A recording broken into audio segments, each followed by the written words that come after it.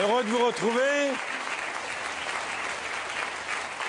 Un vivement dimanche prochain, encore très long, encore un dimanche. La semaine prochaine, avec Laurent Gérard, nous passerons 4 heures ensemble. Le vivement dimanche et le vivement dimanche prochain. Nous sommes là jusqu'à 8h moins le quart, jusqu'au journal de notre ami Laurent Delahousse. Elle était là cet après-midi. Elle nous amène le soleil de l'Algérie de son enfance. C'est la maman du cinéma idéal. Elle a été la maman de nombreux comédiens. On l'a vu cet après-midi. Elle revient avec un film très fort, très grave, très important, qui s'appelle La dernière leçon. Voici mademoiselle Marthe Villalonga.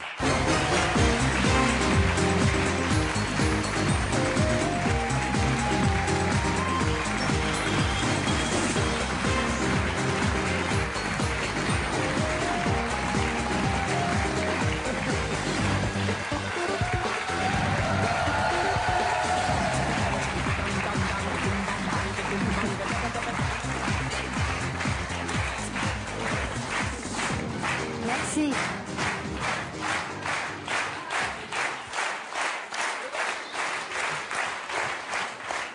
Nous avons passé déjà 2 heures avec Marthe Villalonga. On va tout de suite parler de son actualité. La dernière leçon de Pascal Pouzadou, avec Sandrine Bonner, entre autres, d'après un livre très important que vous avez peut-être lu, sorti il y a 10 ans de Noël Châtelet, La dernière leçon.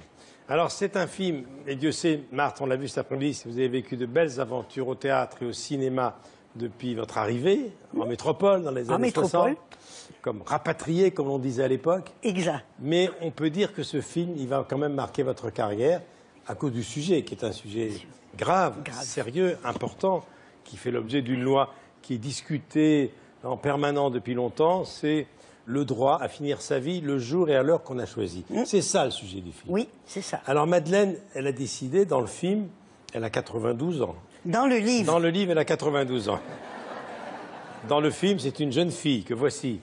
Et dans le livre, la maman de Noël Châtelet, à 92 ans, elle a décidé de réunir sa famille, ses enfants, de dire voilà, j'ai décidé de tirer ma révérence parce que je suis fatigué, parce que voilà, je pense que c'est le moment. Ça sera dans 2 mois. Le film commence par ça. Oui. Ses 2 enfants, son fils Antoine Duléry, ici sur la photo, et Sandrine Bonner, sont évidemment sous le choc. Mais c'est votre fille, c'est Sandrine, qui au fil des minutes du film va le mieux comprendre et le mieux accepter. On peut dire ça comme ça? Tout à fait, tout à fait. Pourquoi vous avez accepté ce rôle? Parce que d'abord, c'est un sujet que je trouve très important et qui est très discuté. Et en plus, quand j'ai lu le scénario, à la fin du scénario, je me suis dit, je voudrais partir comme cette dame. Voilà. De disposer, si vous voulez, de mon corps. Mon corps m'appartient, donc j'en dispose comme je le veux. Alors ce film montre un petit peu comment réagit la famille. Parce que c'est vrai, c'est un choc. Oui. Et puis Sandrine Bonner, que vous aviez déjà rencontrée sur un film de Téchiné, elle est parfaite, admirable, actrice, comme toujours. Elle va finalement découvrir, au cours de ces 2 derniers mois, puisque l'échéance, c'est, voilà, il me reste 2 mois à vivre. Elle va comprendre ce que décide sa mère et comment elle veut partir. Et au fur et à mesure des journées, elle a son, comment dire, ce qu'elle pense. Elle dit, ma mère, finalement, a raison. Donc, tranquillement, elle va vers la décision de sa mère d'une façon tout à fait, je dirais, normale, si je peux employer cet adjectif. Alors, on la voit au début du film, elle a de plus en plus de mal à marcher, ce qui la met dans une situation parfois dramatique dans la vie au quotidien. Oui, en fait... Elle tombe. Voilà, mais Elle n'a pas, j'allais dire, une vraie maladie. Non. Elle souffre pas en disant j'ai le cœur qui va pas. C'est pas ça du tout. Elle est fatiguée. Elle est fatiguée, elle en peut plus. Donc elle a son corps au fur et à mesure qui se détériore et elle ne veut pas avoir la déchéance de la faim. Et elle veut pas devenir un poids pour la famille. Voilà, exactement. Elle veut mourir debout. Elle veut mourir debout. Voici la bande-annonce. Bon anniversaire, mamie. C'est le rouge. Et maman qui veut faire un discours. Mais chérie, je vous ai toujours dit que quand les forces viendraient à me manquer, je souhaiterais partir. Le moment est arrivé. Tu peux pas nous mettre au pied du mur comme ça, c'est pas possible. Mais à 92 piges, elle est moins coincée que toi. Elle est libre et c'est ça qui vous rend ouf. Maman est en pleine dépression, c'est tout. Je connais très bien ma mère. Elle est juste très déterminée. Vous ne me comprenez pas. Il faut m'aider maintenant. Tout ce que vous allez arriver à faire là, c'est vous tuer vous-même. C'est mon rêve. Ce que tu veux faire, c'est d'abord un exemple, une avancée pour la société, hein, mais que nous, là, hein, on dorme plus la nuit, là, que la famille se soit devenue comme Beyrouth. T'en as rien à foutre, toi, rien. Tu sais ce que j'aime le plus en toi? C'est ta foi. Ta foi en la vie. Tes rêves, tes idées. Tu baisses jamais les bras. M'amuser, tu vas jusqu'au bout. Toujours. On va se donner plus de temps. Je t'en supplie, reste avec nous. Ne t'en vas pas.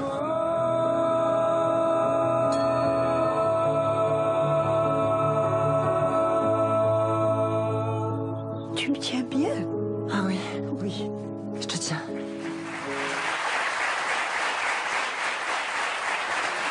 Il faut que vous alliez voir ce film.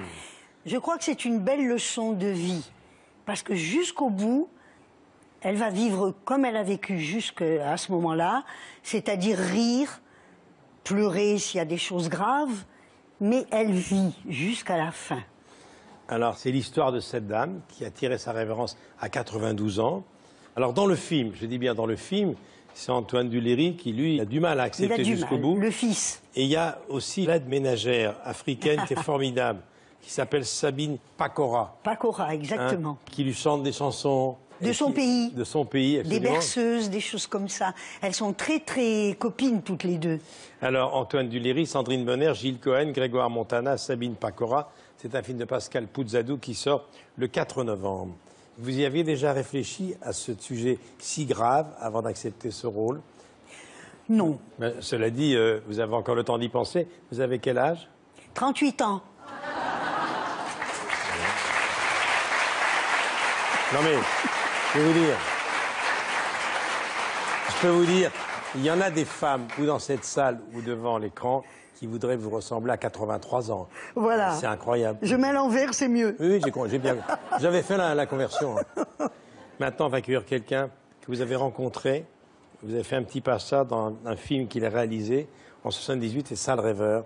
C'est un grand photographe, c'est Jean-Marie Perrier. Oh là là. Oui, il y avait Léa Massari, il y avait Jacques Dutronc, et vous faisiez un passage dans ce film. Oh oui, un passage. C'est un des plus grands photographes du monde. C'est Tout vrai. le monde le connaît, et c'est surtout le photographe des années 60. Il a Ouais. photographié tout le monde. Il a voulu revenir sur ce métier, ça s'appelle Flashback, et il est sur scène tous les lundis pour revenir sur cette période. Voici Jean-Marie Perrier.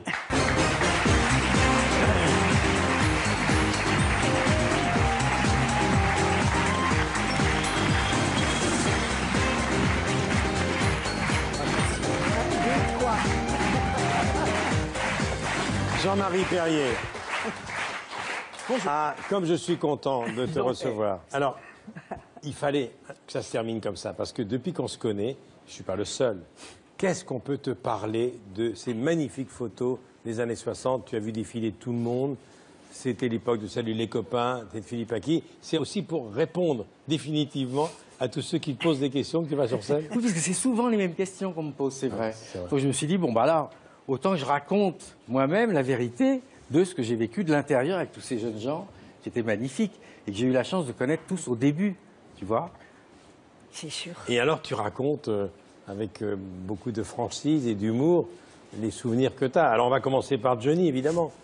Johnny. Oui, parce que tout a commencé par Johnny. Alors ça, c'est les photos des années 60. Ça, tu sais où c'est ça? C'est en fait, c'était chez mon copain Régis Pagnès, il y avait une cheminée. Oui. Hein, et il avait un mur de briques. Alors on avait peint ça sur le... Et en fait, en dessous, il y a le feu, là.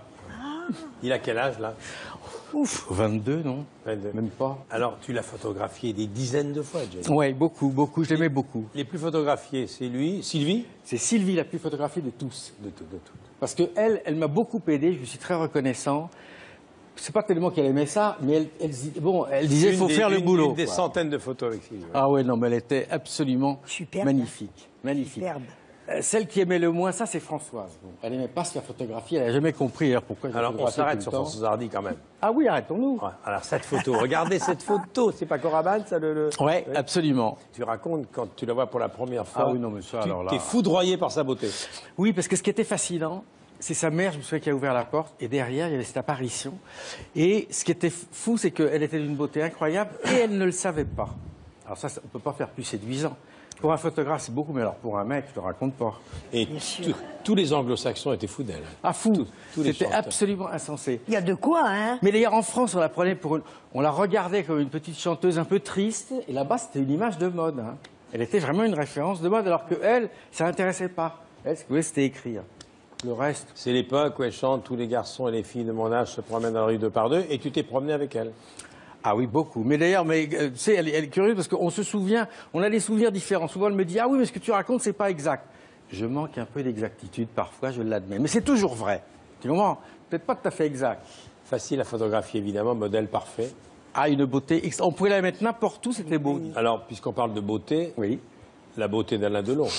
Alors lui, Alors oui. là, la beauté Non mais lui, absolue. alors c'est pas compliqué, lui, tu peux même le photographier de 3 quarts arrière, il est bien. Tu as déjà essayé de te faire photographier de 3 quarts arrière? On est tarte, hein, je peux te dire. Lui, il est bien même comme ça. Tu vois, ces photos, ce qui me fait marrer, c'est que les puristes de la photographie m'ont dit quand un parfum, une grande maison a pris cette photo pour faire la publicité d'un parfum, ils ont retiré la cigarette. Moi je dis, écoutez, pour vendre un parfum, ça me semble évident que pour retirer la cigarette, ça me semble normal. Et de toute façon, je leur ai dit, vous savez, avec le pognon qu'ils m'ont filé, on lui aurait mis un nez de clown, j'étais d'accord, moi. Il est trop beau, hein? Oui, oui, mais ça doit pas... C'est dommage, Oh je là. l'ai pas connu à cette époque-là. Alors, je un l'ai autre- connu, tu sais quoi, je l'ai connu en 59 quand il arrivait d'Indochine. Il était inconnu. Et je peux te dire que rue Saint-Benoît, quand il passait, la première fois que je l'ai vu, les gens s'arrêtaient. S'arrêter. Mais tu Ça sais, m'étonne pas. quand Marthe Villalonga est arrivée d'Algérie, Oui. quand elle marchait Oui. dans la rue, ça Il devait- s'arrêtait pas. Il s'arrêtait pas. Claude François, Ah ben d'abord, bon, lui, Claude François, on est né le même jour. Enfin, pas le même jour, mais la même date. ça s'était fait où? Ça En crée des studio, liens, évidemment, quand ces photos. Tu as Mais des oui. souvenirs de tout ça? Ah oui, oui, ben je raconte toutes formidable. Lui, par exemple, en tournée, il voulait absolument que je dorme avec lui, pour qu'on puisse se parler la nuit. Alors on passait des nuits entières dans le même plumard, et le matin, quand on sortait, la tronche des groupies, c'était terrible. Ils se disaient, mais qu'est-ce qui se Alors, on ne peut pas parler de Il Claude en sans est les ou il n'en est Claudettes. pas? passe Claudette. Il y a encore une autre photo des Claudettes, regarde. Non mais les Claudettes, quelle belle invention, tu te rends compte? C'était... Premier à avoir fait ça. Ah oui, mais c'est le premier à avoir eu le sens du marketing d'ailleurs, en fait, de l'image. Parce que tu sais, eux, à l'époque, tous ces jeunes gens-là, ils n'avaient pas de problème d'image, ils ne savaient même pas qu'ils en avaient une. Lui, Il avait c'est le déjà premier ça. à y Alors- avoir pensé. Tous m'ont dit ce qu'il avait dit à Jean-Marie Perrier, c'est que ça allait vite, car tu travailles vite. Ça veut dire qu'on peut faire de très bonnes photos très vite. Oui, bien sûr. Si tout est bien préparé. Bah, il suffit de savoir ce qu'on veut faire avant. Il n'y a rien de pire qu'un photographe lent qui tourne autour pendant 3 heures. C'est insupportable. La photographie, c'est comme le dentiste. Ça doit aller vite, ça ne doit pas faire Oui. mal. Tu vois. James Brown. Ah oui, alors lui, magnifique. J'avais un rendez-vous d'un quart d'heure et j'arrive dans sa maison. Il était allongé sur une table de massage et il y avait un type qui lui tirait sur les cheveux avec de la graisse d'oie pendant 3 heures pour qu'il ait les cheveux bien raides comme les blancs. Et il me voit, il me fait, dis donc, mais toi, t'es... Je dis, ouais. Oh, il me dit, t'as de beaux cheveux. Il m'a gardé 10 jours au lieu d'un quart d'heure. La C'est photo de magnifique. ton papa François Perrier. Ah bah lui, je lui dois tout. Hein. Lui, je lui dois tout. Alors, les Beatles, avec la porte rouge, là, je crois que c'est le bureau de Brian Epstein Ça, c'était à en Londres, bas, oui. leur manager. C'était en bas du bureau de Brian Epstein. Et en plus, je les connaissais pas du tout. Et je parlais très mal l'anglais. Et eux faisaient aucun effort, je comprenais rien. C'était très compliqué. Mais bon, j'ai quand même réussi à ce qu'ils se mettent sur un escabeau derrière, qu'ils fassent ça. Alors, évidemment, Jacques Dutronc, François Zardet et toi, vous avez formé un trio magique. Voilà Jacques, très bien entouré. Oui, mais enfin, quand les gens voient cette photo pour Lui Magazine, ça te fait... Non, mais là, il s'est fait plaisir quand même. Non, pas du tout, pas du tout. Et tu veux savoir la vérité, tout le monde nous dit, dis donc, vous ne deviez pas vous emmerder. En réalité, le soir, on a dîné tous les deux tout seuls un restaurant indien. Tu vois, donc. Et puis, Steve McQueen, parce que c'est une des rares photos où ça ne s'est pas bien passé. C'est la seule. De toute ma vie, c'est la seule fois que ça s'est mal passé. Pourquoi? Je ne sais pas, ça devait être un mauvais jour. On est arrivé avec ma sœur Anne-Marie qui faisait Mademoiselle Ashton. On était tous les deux en Espagne. On arrive sur l'endroit où il habitait pour un tournage. Et on nous dit non, c'est demain matin, il faut le voir. Hop, le lendemain, on vient. Ah non, c'est le lendemain matin. Et on arrive le matin, il est en train de se taper son petit déjeuner. Il ne nous adresse pas la parole. Il nous offre rien à boire. Et à un moment donné, il se lève, il fait You have 5 minutes. 5 minutes d'ailleurs. 5 minutes. Bon, j'ai dit alors, clic-clac, merci Kodak, au revoir mon pote. Elle est vachement bien la photo. Et alors, il était magnifique, bien entendu. Beaucoup, moi. Et alors la photo dont on parle souvent ici, la photo mythique, c'est celle-là. Alors, non, c'est plus la mienne photo, c'est la tienne. Oui, c'est ma photo. Alors, je voudrais que tu m'expliques pourquoi Johnny est en haut et pourquoi il y a une échelle derrière lui. Parce que je pensais, et je pense toujours, que c'est lui le patron. Donc, si tu veux, au départ, tout a commencé par Johnny. Donc, je m'étais dit, il ne faut pas vexer les autres. Parce que sur cette photo, il y a beaucoup de gens qui vendaient autant de disques que lui. Hein, Richard Anthony en bas à côté de Christophe, qu'est-ce qu'il vendait comme disque? Oui, il ne faut pas les vexer. Non. Or, quand on fait une photo de groupe, ça c'est un secret de photographe. Quand on fait une photo de groupe, pour les mariages, il faut toujours mettre les personnes importantes au 2e ou au 3e rang. Seulement, sans ça, tout le monde va être devant. Oui, donc, je l'avais laissé exprès une échelle derrière, faisant croire que ce n'était pas tout à fait fini. Et au dernier moment, j'ai dit à Jojo, tiens, monte là-haut. Et puis alors, monte un peu, je te vois pas bien. Et comme ça, il était au-dessus. Et je n'ai pu. Et il était déjà le patron. Personne. Et il est toujours au-dessus, 50 ans après. Et un petit clin d'œil quand même à Daniel Philippaki, parce que faut savoir que les années 60, c'est lui. Ah bah oui, c'est lui. Téno Philippaki, européen. Et c'est lui qui t'a donné les clés. Toutes mes chances. T'avais des budgets illimités, t'allais où tu voulais? Je n'avais aucune limite, ni d'imagination, ni de moyens. Tu dirais à Johnny, on va à l'île Maurice, t'allais à l'île Maurice. Ah, mais je faisais ce que je vous les ai emmenés partout dans le monde. C'était extraordinaire. Non, mais c'est pour ça, quand les mecs me disent, dis donc, mais alors, t'es pas nostalgique? Toi, bien sûr que oui, je suis nostalgique, évidemment. Bah, enfin, écoute, tu rigoles, je me marie beaucoup plus à 25 ans qu'à 75, je peux te dire.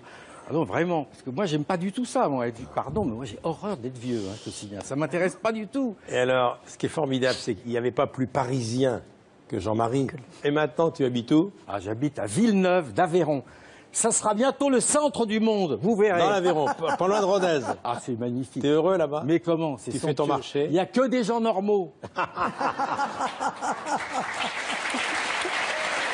Flashback, Jean-Marie Perrier. Michaudière. La Michaudière, tous les lundis à 20h30. Et c'est, tu te souviens, le théâtre que mon père a dirigé pendant 20 ans. Exactement. François Perrier. Et oui. Et moi, j'ai joué dans les coulisses avec ma sœur et mon frère toute ma jeunesse. Ben écoute, j'étais vraiment heureux. Dernière Merci question. beaucoup. Est-ce que tu fais encore des photos? J'en fais quand on m'en demande, parce que moi, je suis comme les caniches, je fais où on me dit de faire. Voilà. Jean-Marie Perrier, je vous demande d'applaudir encore. Merci C'est beaucoup. pour ça qu'il en est là. Au revoir. Merci. Il y en a vu des choses. Hein. Quel souvenir. Ouais. Maintenant, on va accueillir quelqu'un que Marthe, vous connaissez bien, puisque vous serez dans son prochain film, Sa maman, et vous avez déjà tourné Hippon-Condriac avec lui. C'est Danny Boone.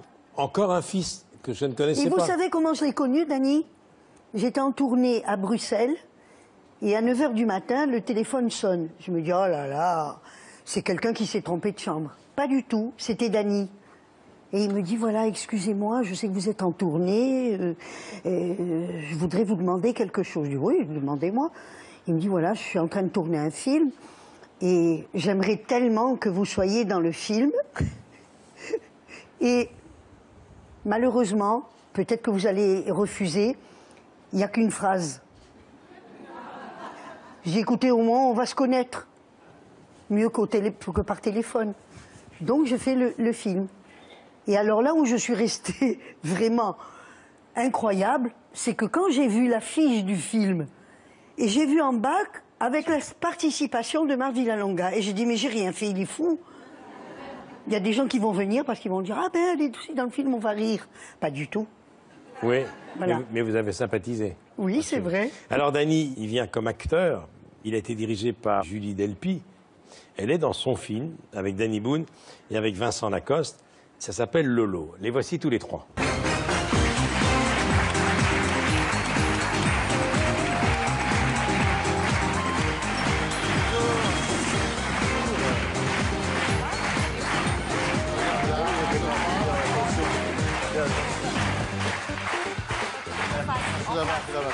Bien, Danny.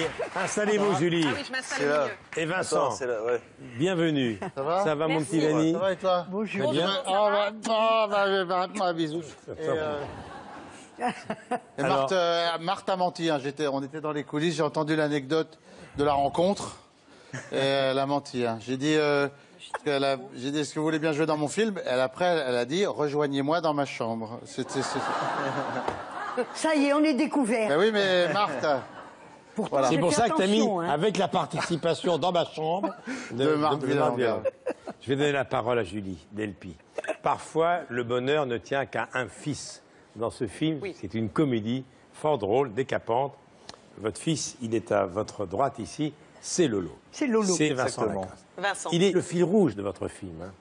Parce que tous les emmerdes que vous avez, c'est à cause de lui. Oui. C'est un peu un monstre, une sorte de sadique, pervers narcissique. Vous travaillez dans le monde de la mode.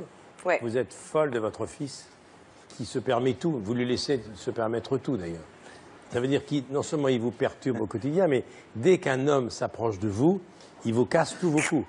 Voilà, oui, c'est un enfant dictateur. Il y a l'enfant roi, l'enfant empereur. Lui, il est passé au stade supérieur. Voilà. Alors, le film, quand vous êtes en Thalasso avec une de vos copines, Karine Viard, Oui. voilà, et vous parlez des mecs, comme beaucoup de copines. On parle des mecs, on parle de notre sexe. Ça t'a plu, ça, hein? T'as bien aimé, ça, quand les femmes parlent de ça? Ben oui.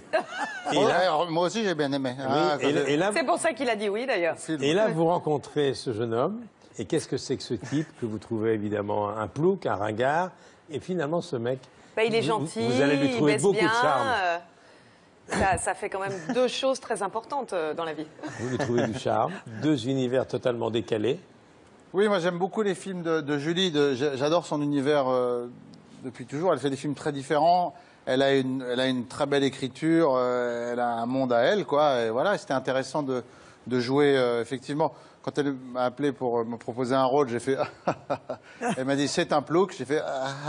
J'ai dit, bah, non, mais j'étais ravi, j'adore. Mais c'est pas. Non, c'est le pas personnage vraiment n'est pas du tout un plouc, en fait. On le traite de plouc tout le film parce que tout le monde est très méchant à Paris, parce que le un personnage vieux célibataire, quoi. déménage à Paris. Non, mais c'est un mec charmant, Surtout gentil. dans le monde de la mode, on est méchants aussi. Hein. Oui, voilà, ils Ouais. sont tout le temps. Voilà, c'était un peu. Elle Le critique film se surtout le moque monde. plus, voilà, du snobisme parisien que. du parisianisme. que voilà, c'est ça. Que, Donc tu que prends du le train, personnage de Jean t'arrives, Reno. parce que tu es quand même très attiré par cette charmante jeune femme. Je suis très amoureux même. Oui, très amoureux. Et là, tu vas tomber sur un os avec Lolo. En fait, D'où le titre du film. Parce que Lolo, il va tout faire pour que tu te barres. Hein. Oui, Exactement. il est très. Très attaché à sa maman, quoi. Il fait des coups bas, quoi. C'est-à-dire, il n'arrête pas de faire des Mais petits t'en trucs. es pas à tes premiers croche-pattes, parce que tous les mecs qui sont dans la vie de ta maman, tu as réussi à les faire virer tous, pratiquement. Ben, en fait, c'est un vrai sociopathe, quoi. C'est-à-dire qu'il est vraiment dérangé mentalement, en fait. Donc, il a un gros problème. En fait, il a jamais passé le stade de la. Il est encore allaité par sa mère, quoi. Enfin, pas physiquement, parce que enfin, je veux dire, Allez, viens là. à 20 ans, ouais, au bout de 20 ans, ça sera un peu fatigant pour. C'est fusionnel. pour Julie. Quoi. C'est fusionnel. Non, et elle continue à me donner des œufs à la coque. Qui ressemble à des Représente- seins. Voilà, qui ressemblent à des seins. Il se balade en slip dans l'appartement comme s'il avait encore 12 ans. C'est un Oui. peintre. Il est persuadé que c'est un grand peintre et sa Bien maman sûr. est persuadée qu'il va laisser une trace. Bah, qui va changer. Oui, Qui va c'est changer le la face futur du de monde. l'humanité. Voilà. Qui va changer l'humanité. Oui, oui. de l'art. Voici la bande-annonce, s'appelle Lolo. C'est quoi ce bain là? Ça bouge la graisse tout en raffermissant les chairs, c'est bon pour ce qu'on a. On a quoi? Bah 45 ans. Eh les gars, ils viennent en plus. Bah oui, quelle belle prise. Pardon, je suis désolé. Mais quel con, putain, ma salopette! Notre grand-mère disait, plus ils sont cons, mieux ils baisent. Hein Violette, hein, c'est ça, hein? Oui. Allez, vas-y, profites-en en vacances, un petit ramonage pour les toiles d'araignée. Et donc, tu le revois quand? Je vais faire ce week-end. Tu vas tenir 3 jours. Ça va, je suis pas un animal. Hein.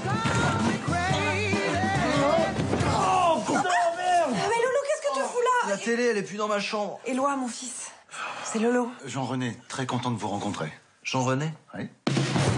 Alors, comment tu le trouves? Jean-René? Toi, il est plouc. Bah, t'es pas aveugle. C'est ça nos bureaux.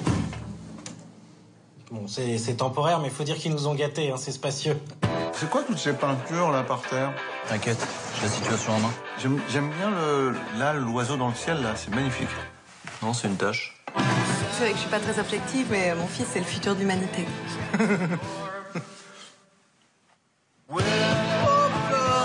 Mais t'es tout rouge. C'est de l'eczéma? J'ai une question, toi qui t'y connais en maladie vénérienne. Ah bah oui, bien sûr, c'est ma spécialité. Jean-René, tu te dégages, je veux plus de toi. Mais comment peux-tu imaginer que je puisse être intéressé par deux grandes blondes de 20 ans? J'ai un deal à te proposer. Moi aussi.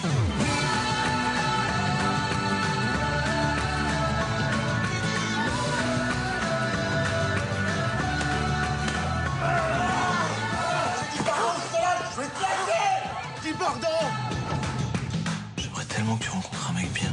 Ça changerait ta vie de merde.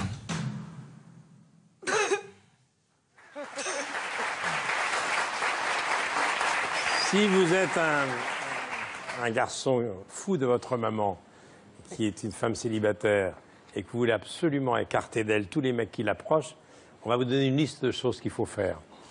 Le poil à gratter. Ah, faut pas tout dévoiler. Non, mais alors, le poil à gratter, évidemment, comme la maman est hypocondriaque, elle est persuadée qu'il a une maladie grave. Bien sûr. Puis il y a un truc qui est pas mal non plus, c'est lui mettre un peu de tranquillisant dans son champagne. Comme ça, Voilà, il est c'est bourré, ça. il ne sait plus ce qu'il dit.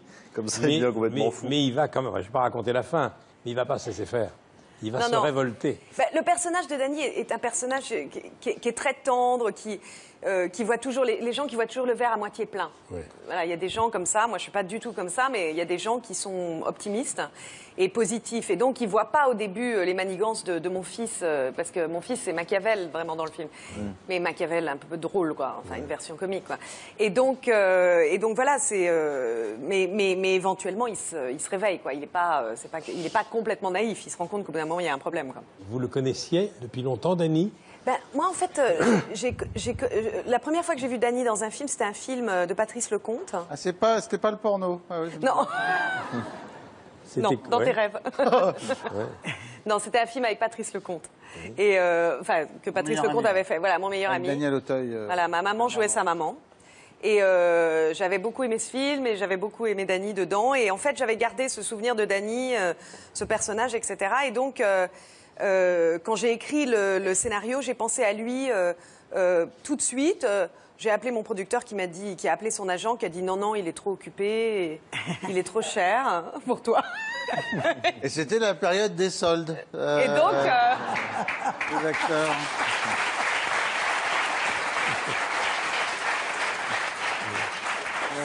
Il est marqué 90% off. Off. Oui, c'est à peu près ça d'ailleurs. Alors vous avez c'est un exactement point ça. commun, tous les deux, vous êtes tous les deux metteurs en scène et auteurs. Mais là, j'étais acteur parce que quand on rentre dans l'univers de Julie, quoi. Je jouais un personnage qui me ressemble, c'est un provincial. Moi, voilà, donc c'était facile pour moi de jouer un provincial. Quand on vient de province, on reste toujours un provincial. Oui. Mais et voilà, mais c'était la comédie. Moi, j'ai lu le scénario et le lendemain, j'ai appelé en disant j'adore, je veux le faire. J'ai dit oui tout de suite en disant j'aime tous ces films, même quand elle fait des drames. Vous êtes croisés aux États-Unis tous les deux? Oui, on s'est croisés, oui. On a dîné après les Oscars, parce qu'elle a été nominée 2 fois aux Oscars, elle ne dit pas, mais... Bien sûr, il faut le rappeler. Ça déconne pas non plus, quoi. 2 fois, Oui, 2 fois. 2 fois aux Oscars. Alors... 2 fois aux Oscars, et puis elle est très aimée partout. On a voyagé avec le film. À Toronto, il y avait des journalistes du monde entier qui adorent le film. Et on a même eu on est allé il a été sélectionné à la Mostra de Venise, ce qui est très rare. Pour les comédies, oui. Alors, les comédies dans les festivals, généralement, il n'y en a pas. Et il a eu un prix du public, d'ailleurs, à Venise. Donc, voilà. Et moi, ce qui m'intéressait, c'était de servir son histoire, son film, son écriture. C'est une femme, elle fait des comédies, c'est très rare. C'est pas fréquent, c'est trop rare. Et il y a une belle sensibilité, il y a un humour qui est très féminin que j'adore. Voilà, mais Danny, c'est un film très optimiste pour ceux qui vont se lancer à l'assaut de la capitale et qui viennent de très loin. Oui. Hein, Eh ben, Et pour les couples, non, mais il pour faut pas aussi qu'ils se découragent. les quarantenaires qui retombent veulent, amoureux, voilà. quoi. Voilà. Un mot de Karine Viard qui a un rôle très important dans le film. Au début, tu penses qu'elles sont ensemble. Oui, Au début, tu crois qu'elles sont lesbiennes. Ouais, c'est mon ami qui me fait croire qu'elles sont lesbiennes. Oui, c'est vrai. Parce qu'elles viennent de Paris, qu'elles sont dans la mode et qu'elles... Voilà. Et après, je me rends compte que non. Et mais pour parler de Vincent, moi, il est formidable dans le film. C'est un bonheur c'est la jeune génération. Il a une belle carrière. Et pour la première fois, il fait un méchant dans un film, d'ailleurs. Moi, je l'avais adoré dans Hippocrate. Puis il y a les beaux gosses. Il fait les beaux Et puis gosses. et le goût du Rix, Et c'est rare d'avoir un jeune acteur qui a une carrière aussi exceptionnelle, alors que son coiffeur est décédé déjà depuis. Ah, ça y est, je pensais que ça allait juste être un compliment, mais non, évidemment. C'est une vanne. Évidemment, c'est une vanne. Julie, un dernier mot. J'ai écrit le rôle pour lui. Hein. Comment Vous avez écrit le rôle pour lui. Pour Vincent, oui. Parce que j'avais travaillé avec lui sur le Skylab et en effet, moi je vais pas faire de vanne. C'est un acteur extrêmement talentueux et extrêmement professionnel. Sur le Skylab, il avait 17 ans et il m'avait scotché. Et, Oui, on avait déjà fait un film ensemble, le Skylab. Voilà. Alors... Et je l'avais vu en slip dans le Skylab, enfin en... C'est ce qui lui a donné envie d'écrire ce film. Voilà. Et toi, Dany, tu te promenais en slip quand tu étais dans le Nord? Oui, j'allais à l'école en slip, moi. Tellement il faisait chaud. Il fait très très chaud dans le Nord. C'est un microclimat. Armentières, c'est un microclimat. Alors Dany, lui, il n'est pas seulement auteur, acteur, metteur en scène. Il produit et il aime produire des jeunes. Il va dans les cafés-théâtres. Il n'a pas oublié ses débuts, car il a commandé par le stand-up. Il revient dans un an, d'ailleurs, il faut le dire. Jérôme Commandeur, par exemple, ou Jean-François Quéré, qu'on va recevoir maintenant, sont des artistes sur lesquels tu as misé. Oui. Enfin, misé, c'est des coups de cœur, quoi. Jean-François Quéré, c'est un humoriste qui a un univers, qui est très, voilà, il est très drôle. Il parle de la société d'aujourd'hui. C'est très tendu dans la société d'aujourd'hui, et il a une manière très drôle de nous faire rire avec ça. Et c'est un rire très salutaire. Et j'adore son univers, voilà. Alors, il est au Petit Palais des Glaces. Son spectacle a pour titre « Ils sont cons ou c'est moi ?» Voici Jean-François Quéré.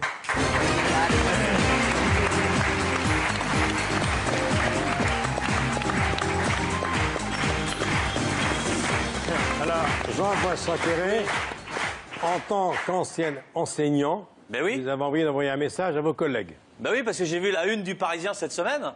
Il y a des assurances pour les profs, quoi. Moi, en tant qu'ancien prof, franchement, je sais pas, il y a des profs qui nous regardent. Voilà, j'ai envie de leur dire, voilà, courage, tenez bon, et puis bientôt les vacances, quoi. Bon, bah oui, ça revient toutes les 8 semaines en même temps, donc c'est normal. C'est une vanne qui marche toute l'année, ça. Mais moi, je connais très bien le métier. Moi, j'étais prof en ZEP, hein. Le lycée Joseph Staline. Déjà, rien que le nom, t'as compris, quoi. C'est à Sarcelles, c'est avenue Salvador Allende. Ouais, t'as le parking Pol Pot, centre commercial Gagarine, voilà, t'es à côté de la CGT, donc t'es bien. Alors, ce qui m'a le plus frappé quand j'étais prof, à part les élèves, évidemment, c'est quand je suis arrivé, en fait, le premier jour, j'ai rencontré le directeur de l'école et il m'a donné mes fournitures. Hein, une gomme, un taser, un gilet pare-balles. Je dis, attendez, c'est quoi le programme cette année, quoi? Et il me fait, restez vivant, il me dit. Et après, il me fait visiter tout le collège. Alors, dans les couloirs, je me souviens, il y avait des grandes photos de profs comme ça, avec des bandeaux noirs. Je dis, mais c'est quoi ça? Il me dit, ça, respect, c'est les martyrs de l'école. C'est des héros, ils sont tous morts en classe. Sauf Monsieur Barachet, porté disparu. C'était le prof de techno pour les terminales, en fait. J'ai appris parce qu'il avait un projet de couscoussière en coquille d'œuf pour la fête des pères. Alors, il n'a pas eu le temps de rendre les notes, hein. Il a dit à son élève un truc du genre attention, tu travailles comme un cochon, Morad. Voilà, il a été kidnappé le soir même. Mais oui, mais à l'école, il y a beaucoup de problèmes de port, hein. C'est port du voile, port à la cantine, port d'armes. C'est un problème aussi à l'école, c'est la cantine. Un coup c'est cachère, un coup c'est halal, un coup, je sais pas, ils veulent une quiche Lorraine sans lardon. Bon, bientôt ça va être les enfants du mariage pour tous. Ils vont manger quoi? Je sais pas, ils vont manger bio, ils vont boire du thé vert en écoutant Mylène Farmer, j'en sais rien moi. Hein, parce que papa il aime bien alors évidemment. Bah oui, mais ta maman, qu'est-ce qu'elle en pense? Bah, on est pas. C'est pareil, Sandrine, l'infirmière de l'école. Le premier jour, je la vois arriver en panique avec une tirelire à la main, elle courait comme ça. En panique, hein. Elle arrive, elle fait gling gling, voilà, bonjour, c'est la quête, c'est pour Madame Colette, et c'est pendu ce matin en panneau de basket. Oui, mais je l'ai décroché parce que les enfants continuent de jouer, alors vraiment. Cellule psychologique à l'école. Moi, j'ai vu la psychologue de l'école. Elle s'appelait Chantal, elle était pas mal d'ailleurs. Donc je vais la voir, je dis bonjour Chantal, voilà, je suis nouveau, je m'appelle Jean-François. Elle me fait chut, taisez-vous, pas de prénom, hein, parce qu'après on s'attache, alors de toute façon vous terminerez en dépression, elle m'a dit. Parce que tous les profs finissent en dépression, c'est normal, hein, parce qu'on a des classes surchargées. Moi je vois, j'avais 95 élèves dans ma classe. Ça fait 4 par chaise, madame. La photo de classe, j'ai fait éditer un album Panini avec des vignettes qui collent. Moi, j'avais des Moudjahidine au premier rang, moi. Kader, 10 ans et demi. Un petit comme ça, avec une grande barbe. Hein, toute la journée, il était monsieur, s'il te plaît, c'est la prière. J'ai dit, écoute, Kader, non, enfin, l'école, c'est laïque. Il me dit, non, si laïque el kébir. Mais non. Dans son cartable, il y avait un macroute, du thé, un tapis, quoi, pour faire la prière. Parce que, voilà, on fait la prière. Alors, pour ceux qui n'ont pas de tapis, c'est très simple. On prend les blousons, on les met par terre. On se tourne, voilà, vers la Seine-Saint-Denis, très bien.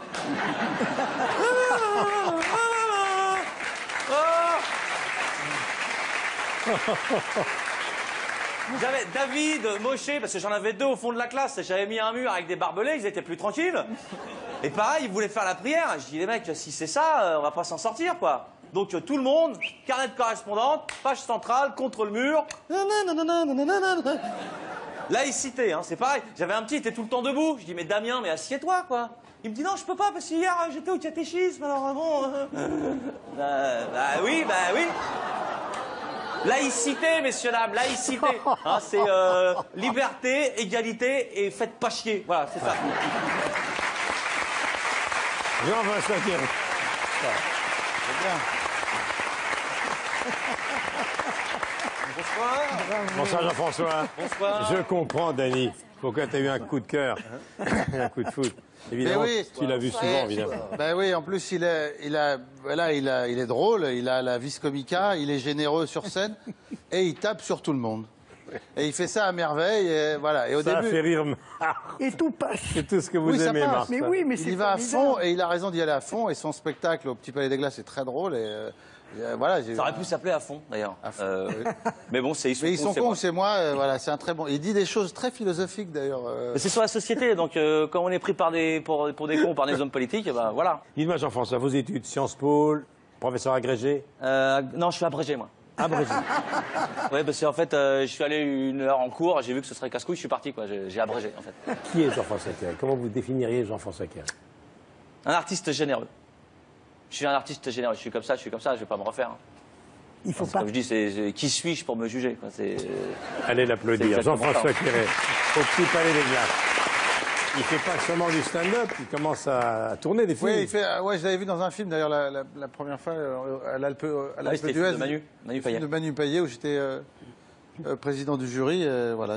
On s'est rencontrés comme ça, exactement. Est-ce que vous êtes allé voir Julie, Dany sur scène? Non, je l'ai pas vu.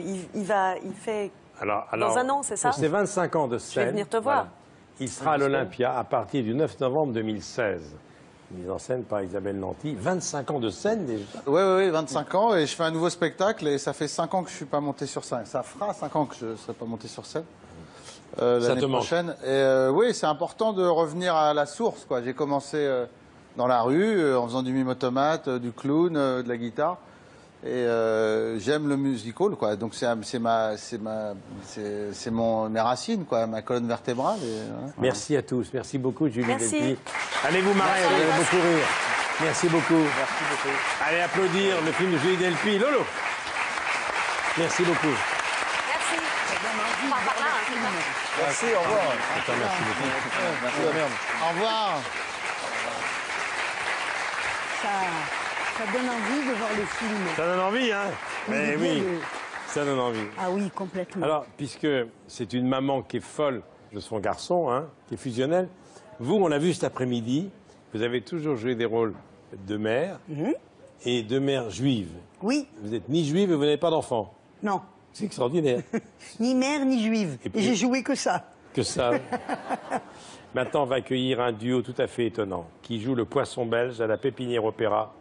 Marc Lavoine, Géraldine Martineau, c'est un spectacle tout à fait étonnant de Léonore Coffino, mise en scène par Catherine Schaub. Et c'est une grande première quand même pour Marc Lavoine, qui est un chanteur, qui a un succès fou, qui est un acteur qu'on connaît.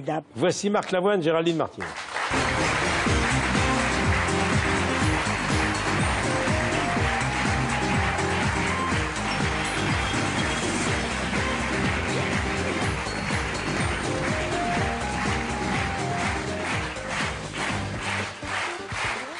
Bonsoir Marc. Bonsoir. Bonjour Géraldine. Bonsoir Michel. Je suis content de vous accueillir pour la première fois. Merci Je suis beaucoup. allé vous voir hier soir. J'ai tendu l'oreille en sortant. Et les gens étaient impressionnés, surpris de voir Marc brillant dans un rôle tout à fait surprenant. Et ils étaient très, très également enthousiastes en parlant de vous. Alors parlez-moi de ce rôle. Qui êtes-vous dans ce duo? Qui est Petite Fille? C'est un petit personnage un petit peu à part, qui a ses petites phobies, ses solitudes, ses particularités, et qui va rencontrer cet homme Sur un banc. Sur un banc. Elle attend quelqu'un, il attend quelqu'un, et ces personnes ne viendront pas. Et ils vont donc faire un bout de chemin ensemble, au début un petit peu bon. D'ailleurs, elle dit, je suis en train de me faire abandonner. C'est ça. On ne sait pas ce qu'elle attend, on ne sait pas d'où elle vient. C'est un personnage très très particulier. Et grande monsieur, c'est Marc Lavoine. Oui. Dès que le rideau s'ouvre, la première surprise que j'ai eue, c'est des boucles d'oreilles. Oui. Que j'ai évité de mettre quand on s'est vu avant. Voilà. Pour pas Tu avais que des ce soit... boucles d'oreilles, Voilà, oui. tu as des moufles, des gants, ça peut passer l'hiver. Ouais, c'est l'hiver, Ce sont deux personnages totalement atypiques. Devant les étangs à Bruxelles. Oui. Il adopte ce petit-fille tout de suite, malgré lui. Au début, il est assez agressif d'ailleurs. Il est un petit peu agressif parce que d'abord il a peur. Il a peur de garder ce petit-fille chez lui qui vient un peu le déranger. Oui, parce qu'elle va s'approcher de lui peu à peu, elle va arriver chez lui. Et puis il y a les services sociaux, il y a tout un tas de choses. Je pense que ses parents l'attendent, la cherchent. Et puis petit à petit, elle va soulever ses mouchoirs comme ça, des chagrins enfouis, c'est les pierres du jardin de ce grand monsieur. D'abord ils se rendent compte qu'ils ont le même prénom. Ouais. Et puis elle va finir par le libérer. Elle va même se permettre de fouiller dans son ordi. Ouais, elle fouille. Et C'est découvrir une des comédie, choses. hein. C'est une comédie. C'est une comédie surréaliste. Elle va trouver sur l'ordi des messages de femmes au nom bizarre. Voilà, oui. Des femmes, des personnages comme Gladiatex ou Fist Fiona, par exemple. Et donc, elle s'incruste comme ça dans les pores de la peau de sa vie pour lui redonner son souffle. Elle a beaucoup de mal à respirer également, à l'air libre. Ouais. Hein? Mais il va finir par s'habituer à la présence de la petite fille. Il y a une phrase incroyable dans la pièce. En fait, tu es mon entraînement pour avoir un chien. Oui, c'est étonnant. vrai. Oui, bah oui. C'est vrai que c'est une pièce Et puis, qui traite chemin aussi de faisant, il va solitude. lui raconter sa propre vie, quoi. Alors, on savait que Marc était un bon comédien, encore qu'on t'a vu davantage au cinéma qu'au théâtre. On t'a vu sur scène chanter, évidemment. Alors, votre rencontre, comment ça s'est fait? D'abord, j'ai rencontré les deux femmes qui ont écrit la pièce Oui. et mise en scène. Et puis, je suis allé voir Géraldine Martineau au Théâtre du Rond-Point. Elle jouait une pièce qui s'appelait, je ne me souviens plus très bien, avec Philippe Moyer-Genoux, avec qui j'avais tourné avec Jean-Louis Trintignant il y a une vingtaine d'années.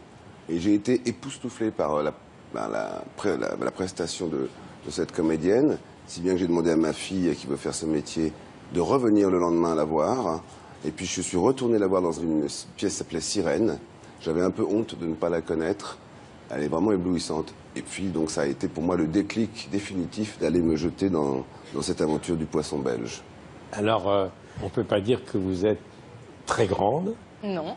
Hein. Vous êtes plutôt frêle, menue, et vous avez une présence absolument incroyable. D'où venez-vous? De quelle région? Est-ce que le Je viens théâtre... de Nantes. De Nantes. Et vous avez grandi dans un milieu artistique? Non, pas du tout. Mais j'ai commencé le théâtre très jeune. Et vos parents faisaient quoi? Mon père travaille dans la banque. Oui. Et ma mère ne travaille pas. Mais très jeune, vous avez envie de monter sur scène. Ouais, voilà, à 7 ans, j'ai commencé le théâtre et ça m'a... Avant tout, je pense que ça a libéré une timidité, déjà. Et après, je pense que moi aussi, comme ce petit personnage dans Le Poisson belge, j'étais assez à part, un peu bizarre, un peu... Voilà. Et je pense que le théâtre m'a donné ma place, en fait, petit à petit. Cours Florent, conservatoire. Voilà, après... Mais je vois que vous avez joué Coltès, Ibsen, Claudel, Shakespeare. Vous avez déjà un bagage sérieux. Oui, elle a une expérience incroyable. Et elle a surtout, oui, c'est surtout comme tu le disais, sur scène, c'est vraiment éblouissant de révélation. C'est-à-dire que elle a des partitions à jouer qui sont formidables, quoi. Et on rit. Et Marc, aussi, on quand était vous nuls. étiez à Alger et que vous avez appris le théâtre, quels sont les acteurs qui vous faisaient rêver? C'était Girardot. Oui. J'étais folle de Girardot. Chez les hommes, c'était Bourvil. En fait, tous les grands, quoi. Tous les grands. Et je disais, ils ont de la chance vraiment d'être sur une scène. Mais à Maison Carrée, à 15 km d'Alger, où Oui. vous avez grandi, je crois que c'est votre grand-père qui avait un cinéma, non? Il avait un cinéma. C'était un peu Cinéma Paradiso de Taviani. Non, C'est là- mais ils c'est là que vous avaient- avez vu des films beaucoup. Voilà, énormément de films. Là, tous les dimanches après-midi, en plus, les personnes avec qui ils avaient vendu le cinéma à cette époque-là avaient une petite nièce qui était de mon âge. Et elle venait tous les dimanches voir sa grand-mère. Et tous les dimanches, on passait notre après-midi, notre soirée au cinéma à voir tous les films. Allez applaudir Marc Lavoine et Géraldine Martineau, le poisson belge. On va reciter quand même le metteur en scène Catherine Schaub et l'auteur Léonore Confino. Oui. C'est à la Pépinière Opéra. T'avais envie de ça depuis longtemps? Oui, depuis l'âge de 14 ans, quand j'ai rencontré mon prof de français, Gérard Cadet, à l'école. Il m'a emmené voir des pièces de Molière, bien sûr. Il m'a fait découvrir Philippe Cobert aussi. Mon père me parlait beaucoup du TNP, de Gérard Philippe, que j'écoutais dans Pierre et le Loup, et que je découvrais à chaque fois de charme en charme, de film en film, un héros fantastique, un acteur de génie. Et puis après, c'est vrai qu'avec des gens comme Jean-Louis Trintignant, on a Évidemment. parlé beaucoup de théâtre. Évidemment. Et le théâtre est un endroit sacré. Voilà. J'aime beaucoup cette... Je suis très heureux d'être sur les planches. Parenthèse entre les albums et entre les films. Oui, c'était un heureux événement. C'est vrai que j'ai fait ce pas de côté en écrivant le livre. Et puis Mais j'avais envie- justement, Marc Lavoine, L'homme qui ment, chez Fayard, ça a été un best-seller. Tu as été surpris par le succès de ce livre? Oui, par le succès et surtout par l'émotion avec laquelle les gens sont venus m'en parler au cours des signatures que j'ai pu Ça faire. va faire un film? Ça va faire un film, oui. Que tu vas réaliser? Avec Jérôme Tonnerre, nous écrivons, et Très Claire bien. Barré, nous écrivons l'adaptation pour le cinéma. Voici la version audio du livre qui Voilà. vient de sortir. Voilà, L'homme qui ment, c'est pour Marc. Oh, merci. Et puis, il y a une femme charmante qui a beaucoup de talent, qui s'appelle Sarah Lavoine. Ça te dit quelque chose? Je la connais un petit peu, oui. Ainsi soit style, c'est un beau jeu de mots ça. Les secrets du chic parisien, l'édition La Martinière Fayard. Je ne sais pas si C'est un joli voyage. vous l'avez. Oh, merci. Non, Voilà. je ne l'ai pas. Merci beaucoup. Voilà, c'est l'épouse de votre partenaire qui a beaucoup de talent. Merci. Merci infiniment. On les applaudit tous les deux. Merci.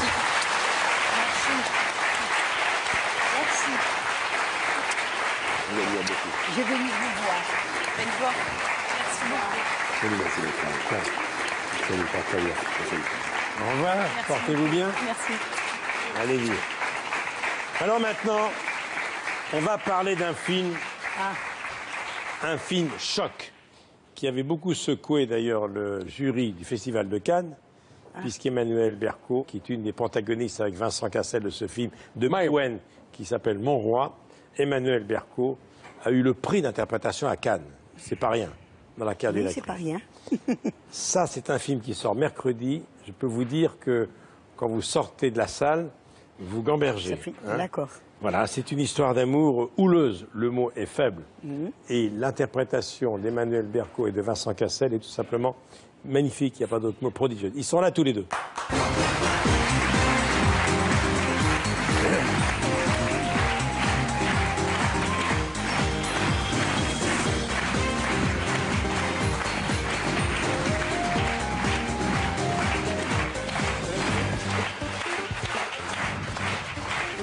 Bonjour Emmanuel, je suis content de vous voir.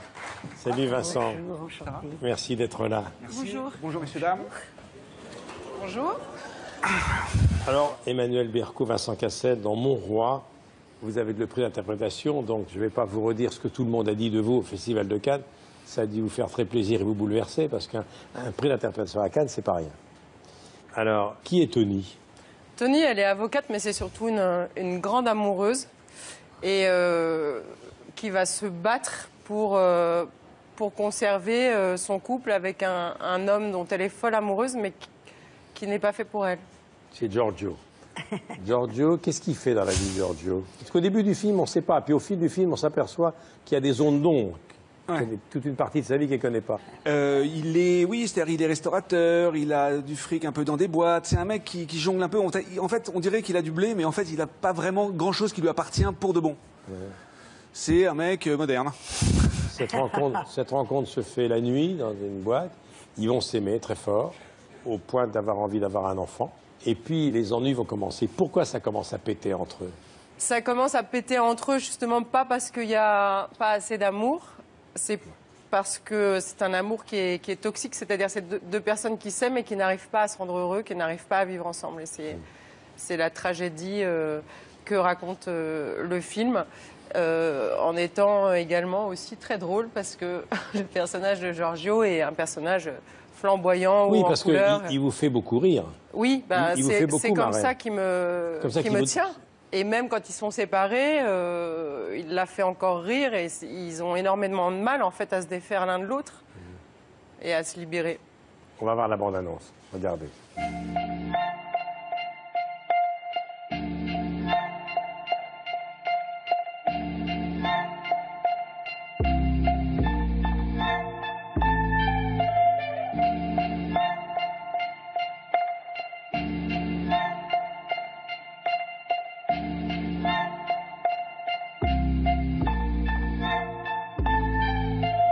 Easy.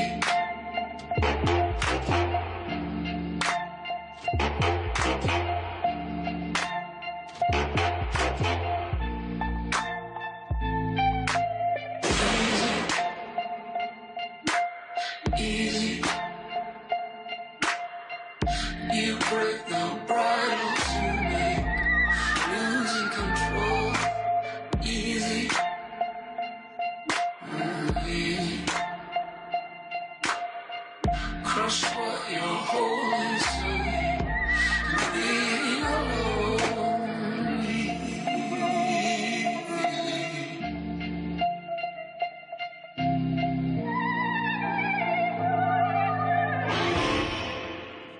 Qu'est-ce qui s'est passé?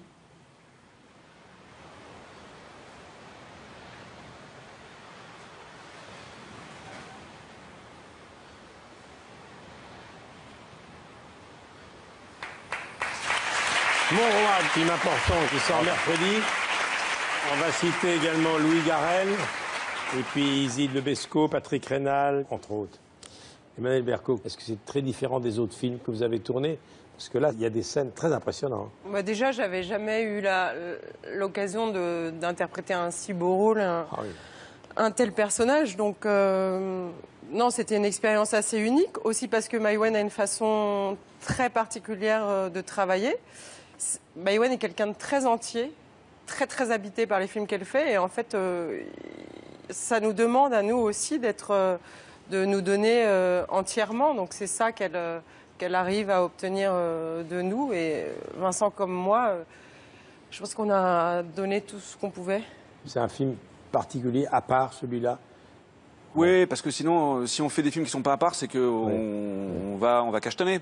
Oui. On essaie de pas cachetonner dans une vie d'acteur. Mais disons que quand on est sous le regard d'une femme comme Maïwenn et d'une réalisatrice qui est aussi exigeante avec elle-même, parce qu'elle est très exigeante avec nous, mais elle est très exigeante avec elle-même aussi, c'est vrai qu'il y a une sensation de travailler sans filet. Et puis il y a cette espèce de technique qu'elle a aussi, c'est qu'elle tourne à plusieurs caméras et elle n'aime pas qu'on dise son texte. Donc on improvise, on improvise, on improvise. Et à force d'improviser de prise en prise, on ne sait plus très bien ce qu'on a fait. Quand on a découvert le film tous les deux, on a découvert le film. Parce que ce qu'on dit dans le film, finalement, on ne l'a dit qu'une fois. Il n'y a pas de texte, vraiment. Mais elle sait très bien où elle va aussi. Je crois qu'elle cherche autant que nous. C'est-à-dire que je ne sais pas si...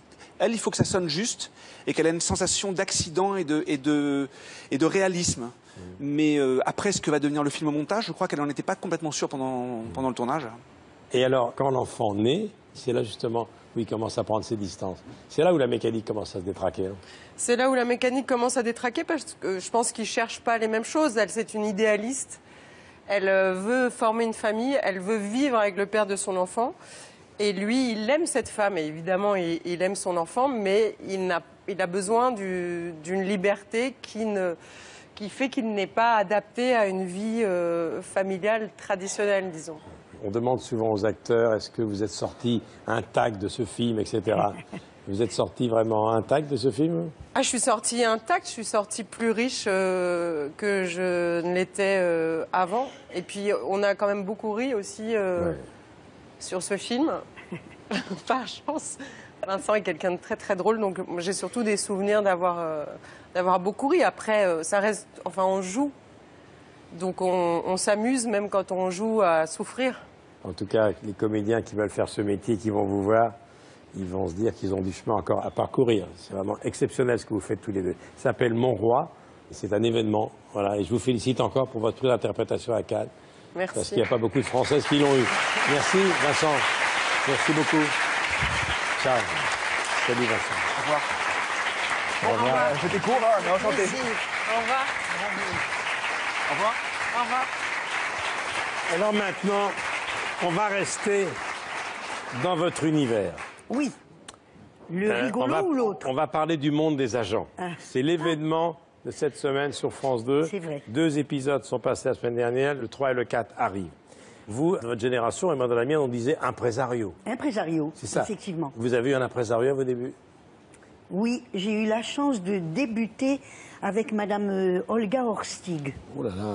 Donc, pour les gens qui ne connaissent pas... Qui était l'agent disons, de Brigitte Bardot aussi. Oui, c'était la papesse des impresarios à l'époque. Bien sûr.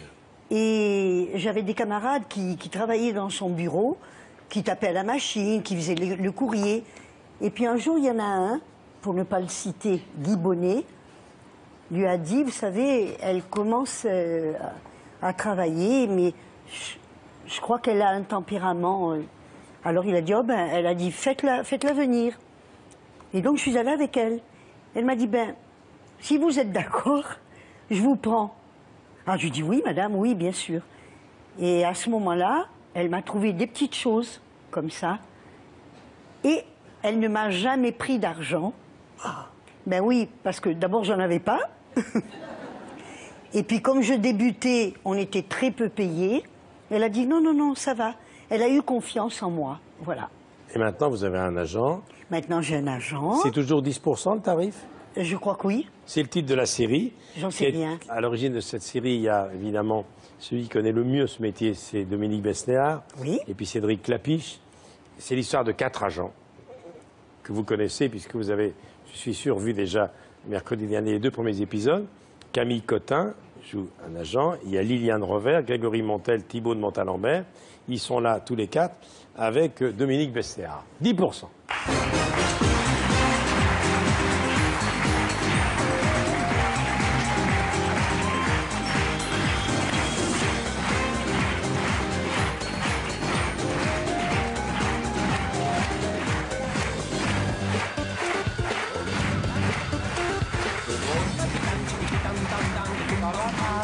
Très bien. Dominique Besnéard. Bonjour, cher Camille. Bonjour, bonjour. Thibaut de Montalembert, bonjour. Et voilà, Bonjour. et Dominique est là, Grégory Montel et Liliane Revers. Bonjour. Enchanté, venez, asseyez-vous. Mais oui. Et on ne parle que de vous. Tu t'imaginais, quand tu as initié tout ça, mon cher Dominique, que vous auriez une telle promo pour le lancement? C'est un événement pour France 2.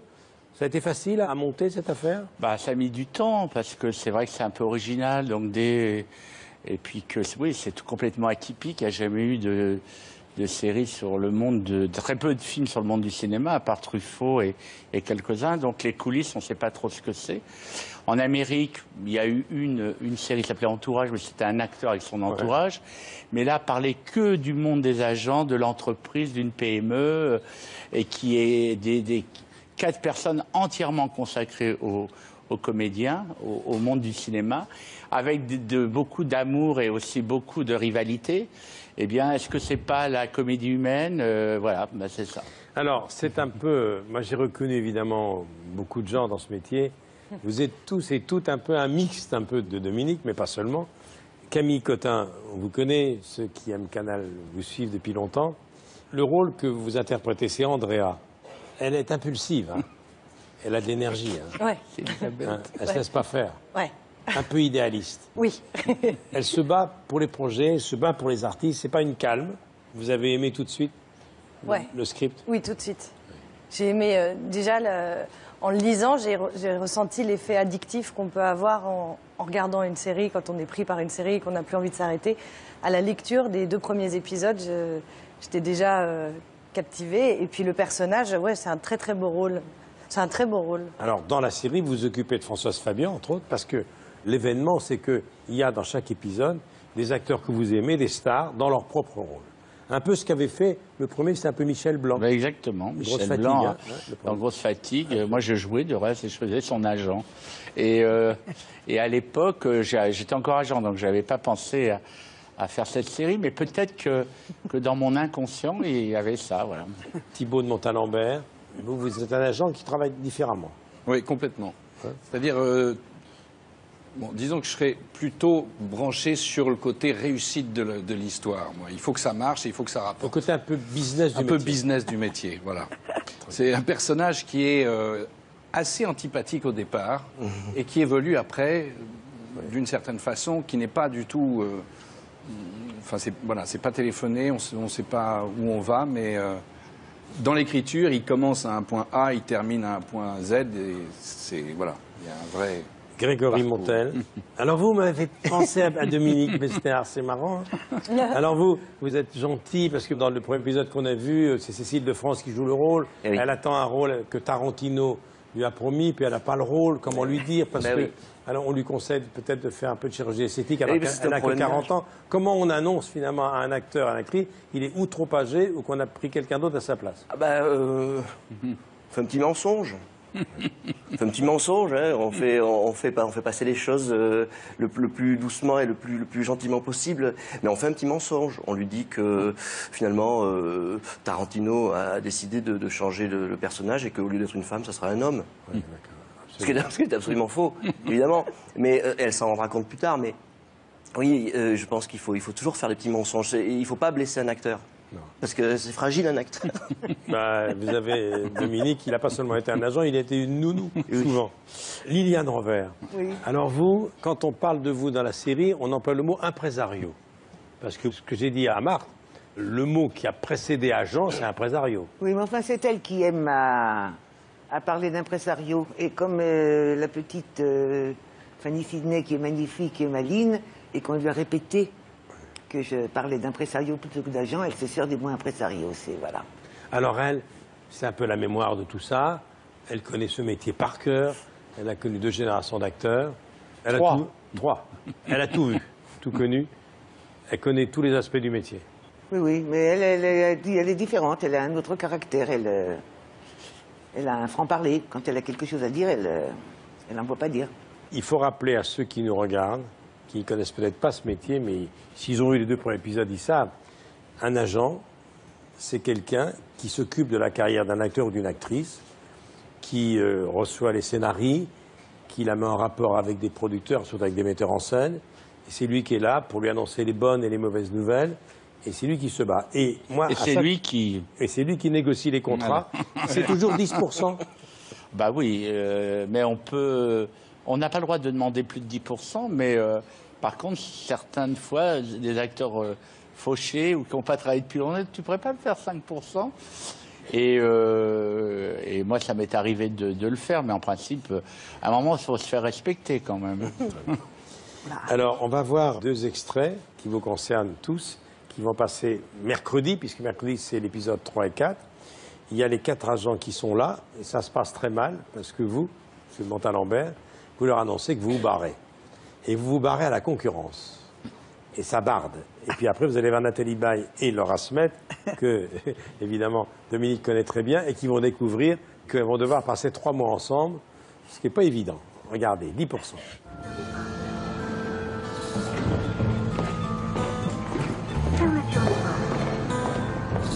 Bonjour.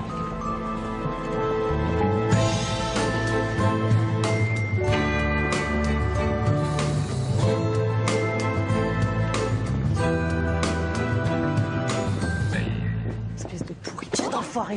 Pourriture d'enfoiré. André.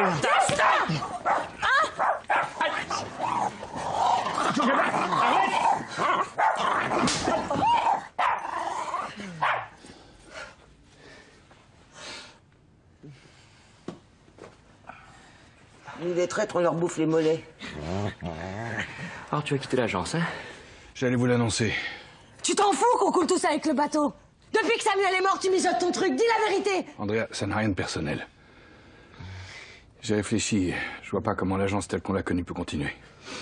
Sauf que si tu pars avec tes acteurs, je te jure qu'on te fout un procès au cul, ok? Juridiquement, j'ai tous les droits. Je pars à la fin du mois. Et moralement, ça va, tu dors bien? Bon, allez, dis-moi tout. Tu te vois, toi, partir 3 mois en croisière avec ta mère? Non. Non, tu connais pas ma mère, ce serait...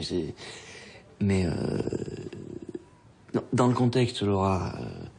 enfin, si moi, j'étais toi, avec ma mère, enfin, en l'occurrence avec ta mère, enfin, si ta mère, c'était ma mère, non, Ouais, laisse tomber.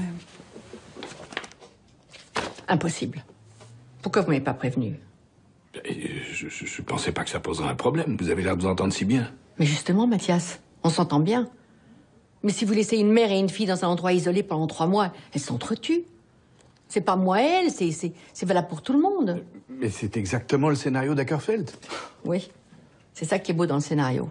Je veux bien le jouer, mais je veux pas le vivre. 10% mercredi, épisode 3 et 4, et il y en a encore 2 autres après. Hein. Il faut citer Cédric Clapiche, producteur associé, directeur artistique. Il a un peu initié avec toi cette série. Ah, il a mis en scène le premier mis en épisode, scène, le parce qu'il y a 3 metteurs en et scène. 2 autres metteurs en scène. Oui. Antoine Garceau, dont c'est la première réalisation, mais qui est un grand assistant. Et on revient à la tradition des assistants qui devenaient des grands metteurs en scène. C'est un peu perdu, ça. Et puis Lola Doyon, qui a déjà fait beaucoup de films. Voilà. Alors, je vais citer tous les acteurs qui jouent leur propre rôle. Il y a Lynn Renaud, Cécile de France, vous les avez vus. Il y a Françoise Fabian, Nathalie Baye, Laura, que vous avez vu, Audrey Fleurot, Julie Gaillet, Joe Star, François Berléand, Zinedine Soilem et Gilles Lelouch. Est-ce que vous avez essuyé beaucoup de refus? Oui, il y a eu des refus, mais alors maintenant, ça devient Tout le monde dit, mais il paraît qu'il y a eu 30 personnes. Il n'y a pas eu 30 personnes. Il y a eu une vingtaine de personnes, mais c'est vrai qu'on a approché des gens, mais qui n'étaient pas forcément libres, et puis dont les histoires ne correspondaient pas vraiment à ce qu'ils avaient envie de faire. Et puis quand la série fera un carton, ce qui est le cas, ils seront libres. Oui, bien sûr. Bah oui, peut-être. Mais peut-être ça sera trop tard. On n'est pas rancunier dans les agents. Mais cela dit, ce qui est bien, c'est ceux qui l'ont fait parce qu'ils avaient envie. Et à chaque fois, Cédric disait, on prend des gens qui ont envie.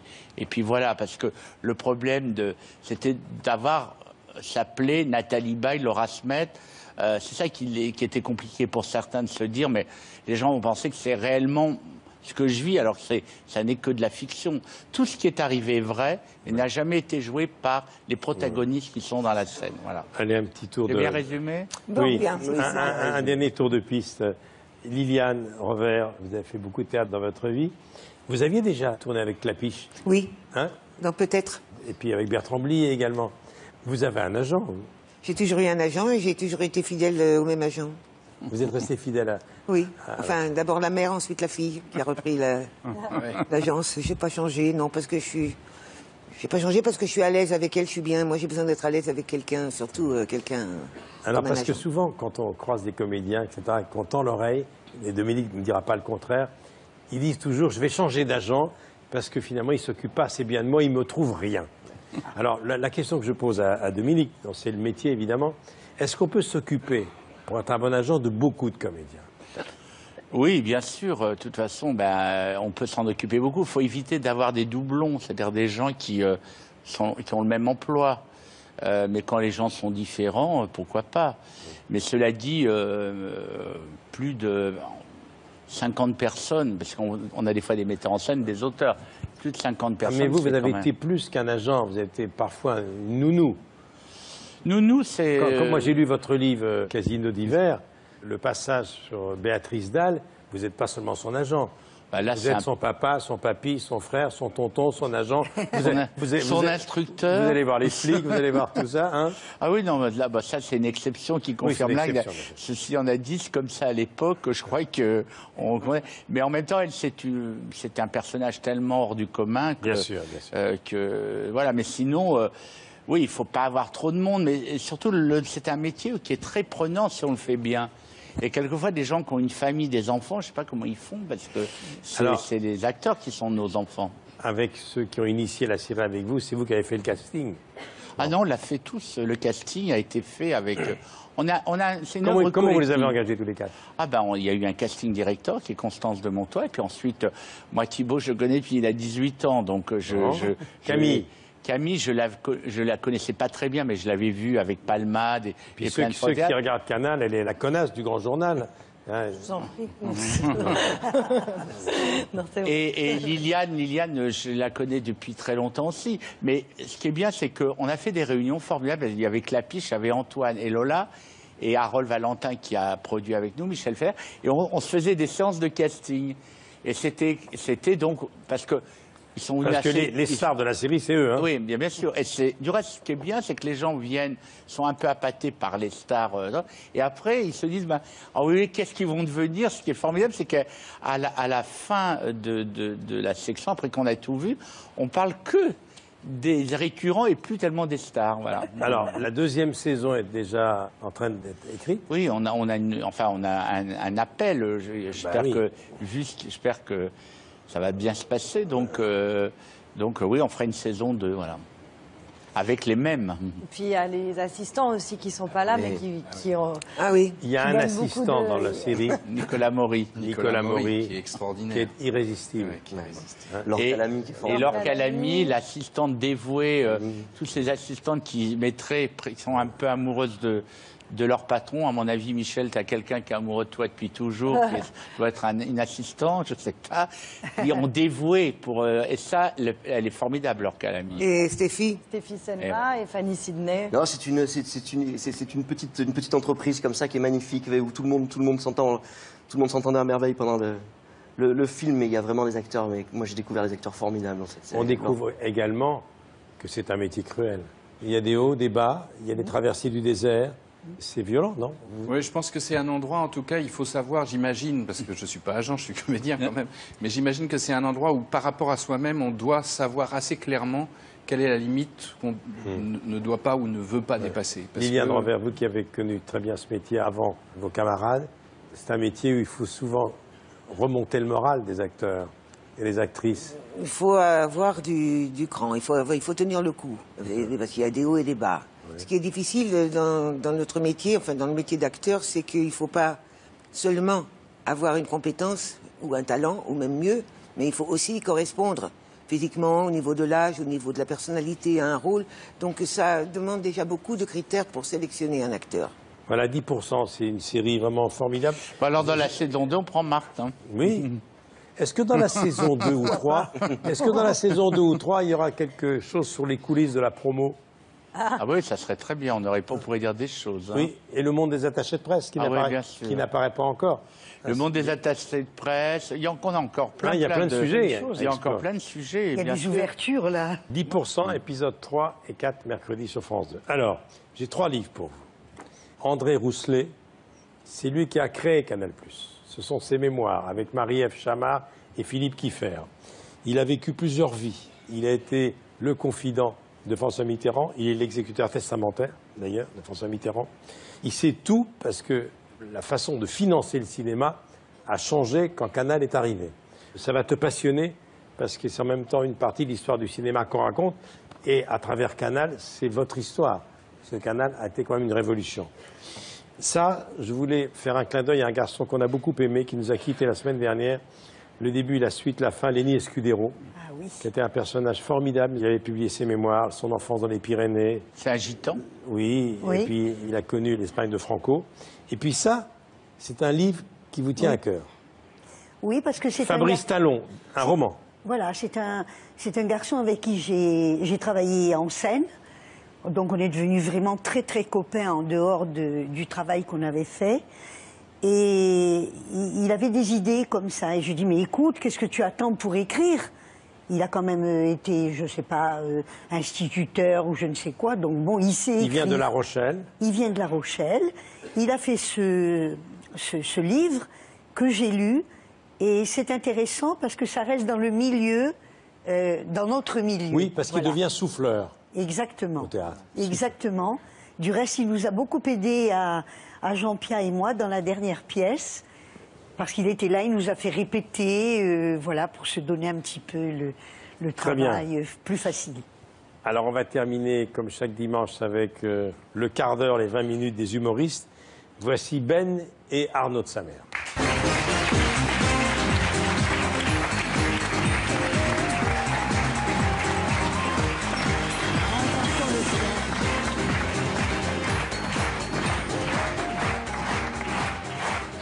Bonsoir.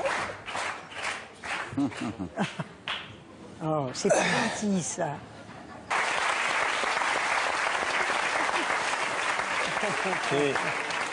Je trouve un peu silencieux dans Kléber.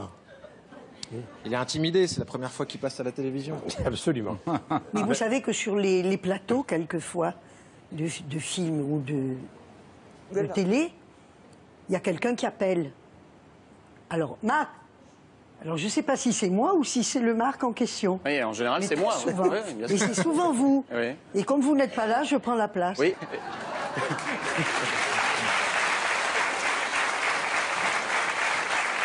Tu as déjà... Alors, les deux chiens, là, c'est des quoi au Nîmes? Des peluchonymes.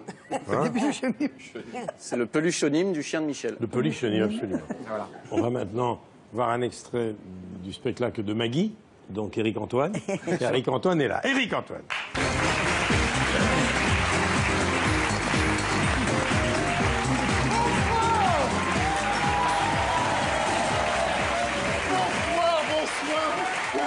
Bonsoir, quel bonheur, bonsoir à tous. Bonsoir, ça va bien?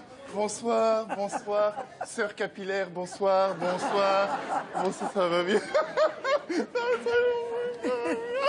Bonsoir, enchanté.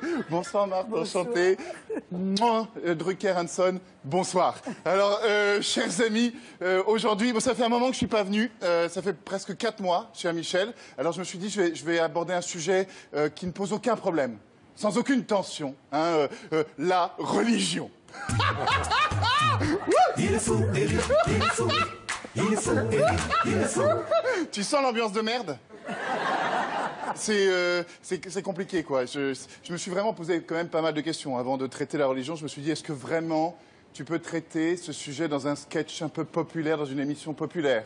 Est-ce que la religion et l'humour sont compatibles? Est-ce que si tu poses une étoile de David sur un musulman, il brûle? C'est des questions comme ça. Est-ce que je viens de mettre ma vie en danger? Donc c'est des questions quand même que je me suis posées. Et pour débuter ce numéro, je vais commencer tout simplement par les livres religieux. Et tout d'abord, mesdames et messieurs, le Coran. Wouh! Wouh! Wouh! Wouh!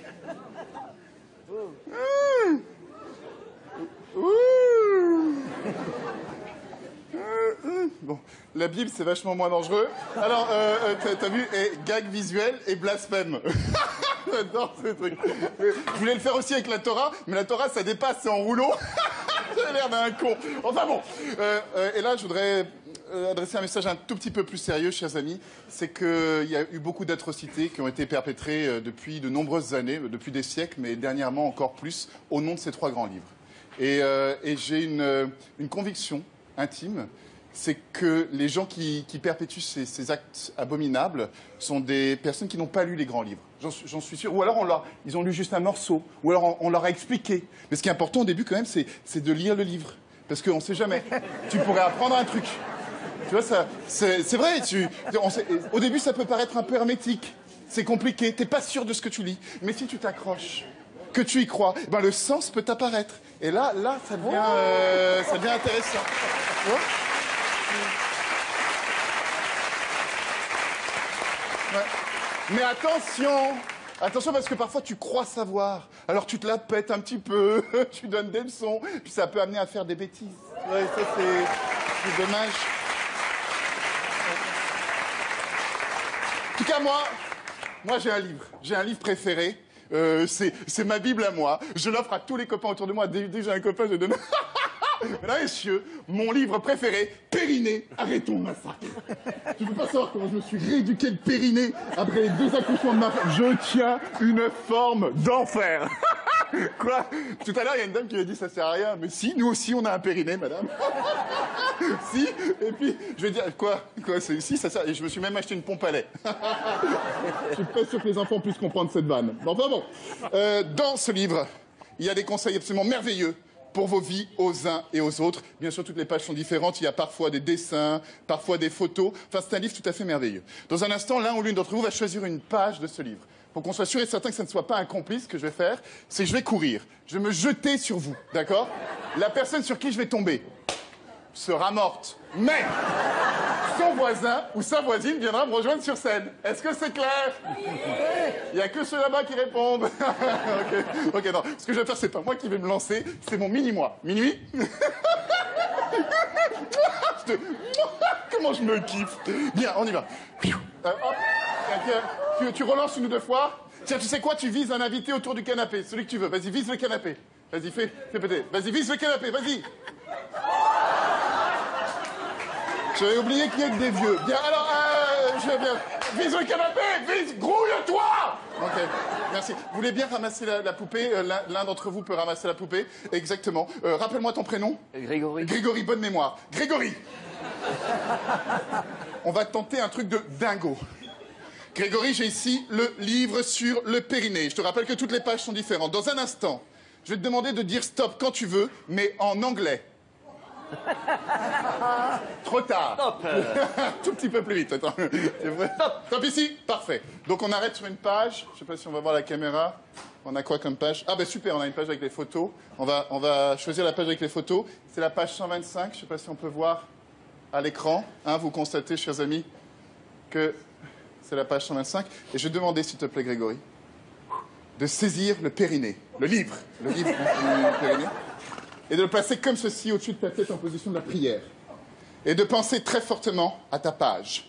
La page 125. Un peu de poudre magique. Un peu pour moi. On est parti.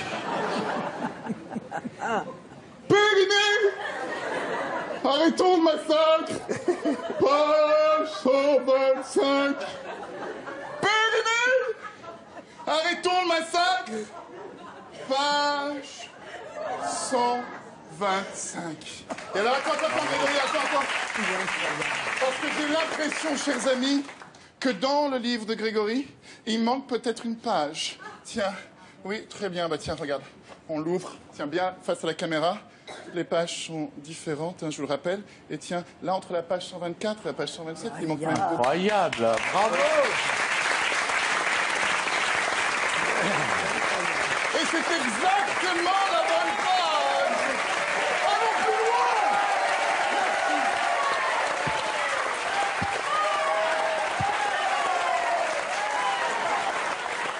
Allons plus loin, les amis, allons encore plus loin!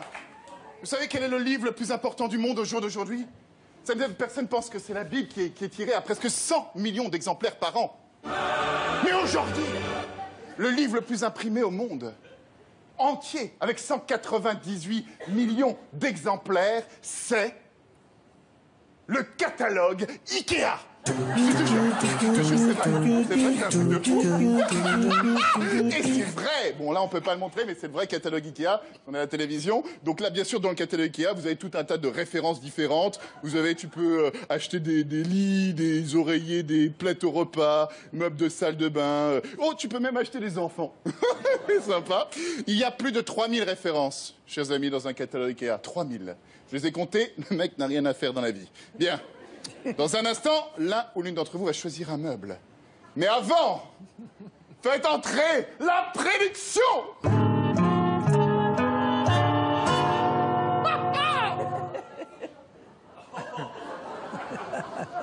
Tu vas tranquille, hein, te fais pas mal, mon Pascal, hein, voilà. C'est fort la manière dont tu t'intègres au rythme du spectacle. C'est un truc... Allez. Ouais, il ne le sait pas, mais c'est sa dernière. Bien, alors.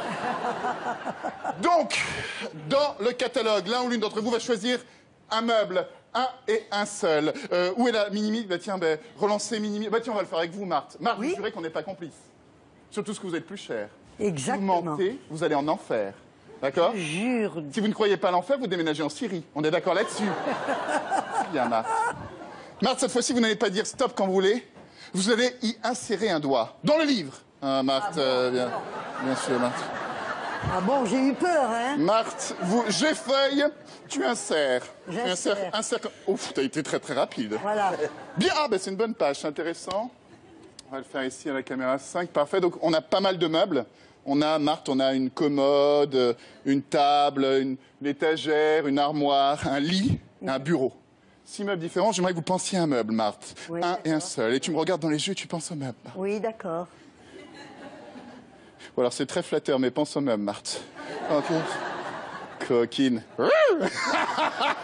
C'est le périmé qui parle.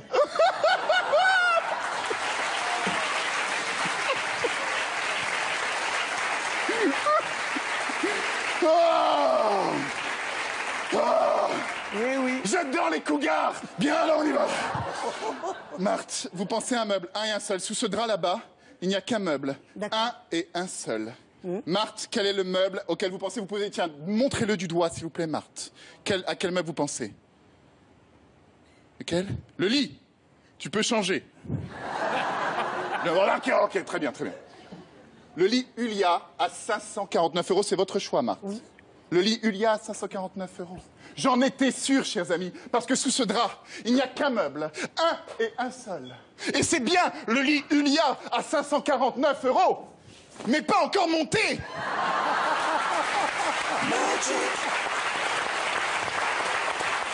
Éric Antoine.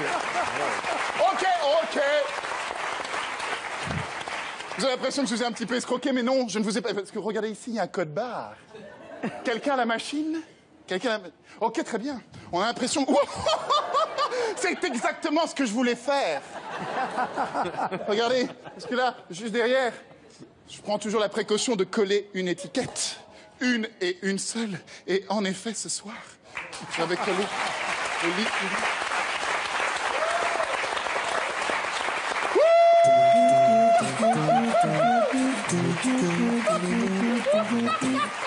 Oh, le carton! Le carton! Bien. Merci. Éric Antoine. Extrait de Magique Délirium au Zénith.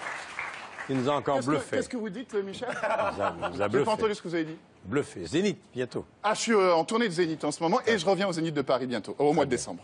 Alors Marthe, on va terminer ce dimanche avec un petit clin d'œil. Vous adorez Laurent Gérard. Laurent Gérard, il ne pourrait pas être là ce soir. On va passer un dimanche avec lui. Vraiment. Et alors, il vous a fait un petit cadeau. On a envoyé un petit extrait de son spectacle qui va vous rappeler des souvenirs. Parce que c'est Enrico Macias qui ne chante pas l'oriental, mais le normal. Laurent Gérard, Enrico, c'est pour vous. D'accord.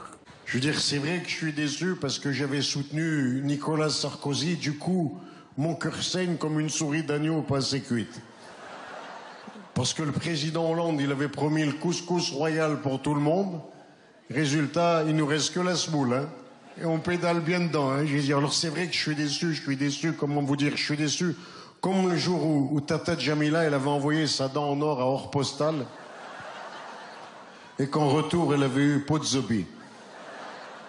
Mais mon tout petit frère, Nicolas, c'est vrai qu'il est peut-être haut comme 3 figues, mais je suis sûr qu'il va rebondir. Je suis sûr qu'il va rebondir, il va rebondir. Tu vas rebondir, oui, tu vas rebondir. La vie de ma mère, tu vas rebondir. Il va rebondir, comment vous dire, pour vous donner une image, comme le chat persan de Mémé Malika quand on l'a assis sur le barbecue. Ah, il a bien rebondi, hein, il a bien rebondi. Ah, mais en attendant, il va falloir faire avec le président tout mou. Ah, qu'est-ce qu'il est tout mou, ce président, qu'est-ce qu'il est tout mou.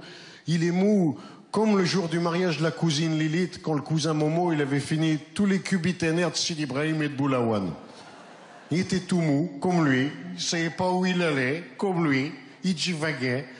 Et puis, je ne sais pas si vous avez remarqué, mais il a toujours l'air ahuri. C'est vrai? Oui, il a ahuri. Oui, c'est bien lui, hein, c'est notre président de la République. C'est pas Charlie Chaplin, non. C'est bien lui qui a la force de frappe nucléaire, hein.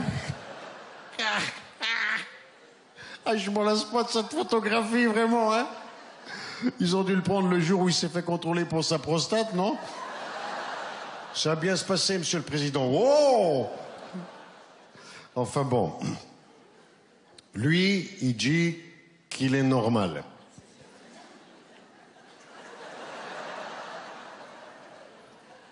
C'est lui qui le dit. Du coup, ça m'a inspiré une chanson qui est elle-même inspirée d'un de mes plus grands tubes connus par-delà les frontières et toutes les couleurs de l'arc-en-ciel et les colombes de la paix du monde entier. C'est l'Oriental, qui est une chanson qui était sur toutes les bouches et sur toutes les babouches. Et du coup, en pensant à François Hollande, je l'ai rebaptisé le normal, l'Aziz. C'est comme ça que je vous aime à tous. C'est bien la première fois qu'on me l'ambiance avec François Hollande.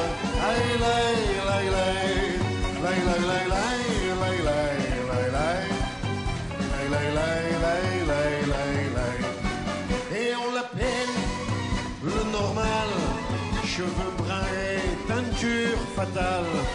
Et on l'appelle le normal, c'est un président très banal. Il va pas nous faire bien du mal, on l'a surnommé le normal. Voilà Marc, c'était pour vous. J'adore. On a passé tout un dimanche avec vous. On a revu cet après-midi toutes les étapes de votre carrière Ouais. avec tous ceux qui étaient présents. Dabadi, Bedos. Formidable. Et puis Patrick Bruel. Eh bien, maintenant, j'invite les spectateurs à aller vous voir en salle, voir le film La Dernière Leçon. Tu as vu le film? Ouais, ben, je l'ai adoré. Je l'ai vu à Angoulême. Angoulême. Il a eu un succès, un triomphe. Ah oui, il était à Angoulême, il a eu un énorme succès. Merci beaucoup. Vous êtes Madeleine. Il faut aller voir ce film. Ça vous fera réfléchir. Vous serez différent en sortant de la salle. Ouais. Merci beaucoup. C'était votre premier Vivement Dimanche. Oui. Ça nous a fait très, très plaisir. Il était temps, hein? Oui, il était temps. Merci à tous. Soyez donc mercredi soir à 20h30 sur France 2 pour les épisodes 3 et 4 de 10%. Merci de votre fidélité. Merci les garçons. Allez applaudir tous ces amis qui sont sur scène. Et la semaine prochaine, c'est Laurent Gérard qui va être là tout un dimanche. Et on va parler d'un livre très important pour lui qui a un rapport avec son grand-père qui a été un grand résistant. Voilà, ben je passe la parole à un autre Laurent, Laurent Delahousse. Vivement dimanche prochain.